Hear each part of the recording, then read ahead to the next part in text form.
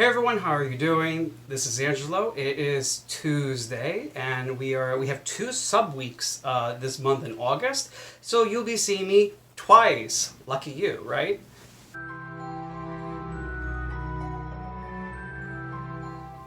So today's topic, we're talking about our perspectives on having matrons and patrons from different pantheons. This is going to be a very quick video because I don't actually have much to comment on this because I don't have matron patrons from different pantheons. The most I'll try to talk about this as much as possible. You know what I do. I do Hellenism, I do the Greek gods, the Greek tradition, and so for me, I stick strictly within the Greek pantheon as the deities that I worship and the like. I don't necessarily have a patron matron in our system. We have affinities for certain gods. We might feel close to certain gods and goddesses. That is fine. Usually, like let's say you by profession, if you are a doctor, a musician, someone in those professions, you might have an affinity for Apollo. That's perfectly fine. That is perfect. That's okay. But I don't really. There's not this real big fuss over it. I think in the wider pagan community that that makes it out to be my matron patron. My patron deities. Like this close knit relationship. That's I don't know. I just don't jive with that sort of behavior. We have affinities for certain gods. That's perfectly fine. It can manifest for different reasons. When it comes to deities outside the pantheon, the Egyptian goddess Isis is the one deity that I do bring into my worshipful observance. Let's say the deities that are important to me for whatever reason it may be. And outside the Greek pantheon, Isis is the only deity that has been able to stick with me in that regard through my journey. And the main reason why Isis is part of, why she's still a central figure in my practice, as even though I don't venerate her and actively worship her in any ritualistic sense, I keep her present as a reminder and as a sign of respect to her, because she's the first deity that was revealed to me in dream. So as I was exploring polytheism, she was the deity that made an appearance in a dream to me. And so for that reason, I honor her and I keep her in a central place within my overall awareness and consciousness, and to say thank you, for helping me open the doors to a whole new realm and path. So I don't consider her a matron, though, in that sense. I don't consider her a matron. So she is a deity that I honor, respect. If I do feel inclined to do some sort of ritual for her, I have no problem doing that. There's nothing that keeps me from doing that. I would love to engage in some kind of communal worship of her someplace, somewhere, at any time, if that ever becomes a possibility, because I am deeply grateful for her for what I believe was an opening of some sort of the floodgate opened. And also, her worship was so widespread in the Greco-Roman world. She has a temple on the island of Delos, where Apollo and Artemis are born.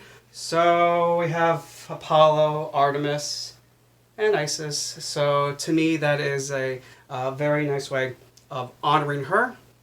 Within the collective memory of the Greek tradition, she was on the same island as the twin gods Apollo and Artemis. So for that reason, I keep her there. as respect. But again, no matron, no patron. I don't use that language. I have, Zeus over here. That to me is, I give very active worship and veneration towards, and, king of the gods on top of my list of who I really focus a lot of attention. I have Dionysos on the side over here. So I have all the gods. I have all the statues over here as well. So it's a collective. It is all the gods.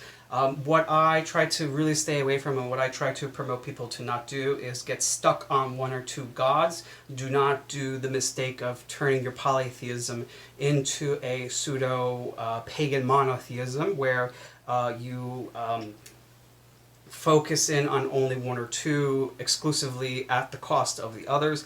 I wrote a blog about this, about are you waiting for an invitation? I think there's a lot of polytheists or pagans who don't actively worship other deities for many reasons, and I think some of those reasons need to be addressed and talked about, because I don't think they are true to the spirit of polytheism. Because if you're a polytheist, then by definition you worship many gods. I think the hang up with this thing, with the worship of many gods, and why people tend to narrow it down to one or two, having one deity or the matron patron, is for simplicity, for because there's so many deities you can only work with. I hate that word. I'm sorry. Worship all of them. So people try to tend to focus on one or two to worship them specifically. That is fine if you really want to worship two deities. The thing to keep in mind, though, is that in polytheism, the worshiping of the gods is not really something that's like a everyday thing. Like I worship every god every day. There are the gods of the house. The household gods. So there's a multiplicity within the home. But then on the larger scale of, let's say, the Olympians, you have 12 Olympians. Well, how do you worship 12 Olympians in a organized way?